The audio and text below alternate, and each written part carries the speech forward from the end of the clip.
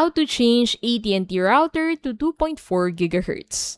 So first, from a device that is connected to the AT&T wireless internet network, open the web browser and then go to AT&T wireless internet, enter the login credentials, then click login. Now access modem settings, click the Wi-Fi tab and then click edit under the desired Wi-Fi frequency band, and then access router settings. Click the networking tab and then click LAN settings tab, and the router settings will then be displayed.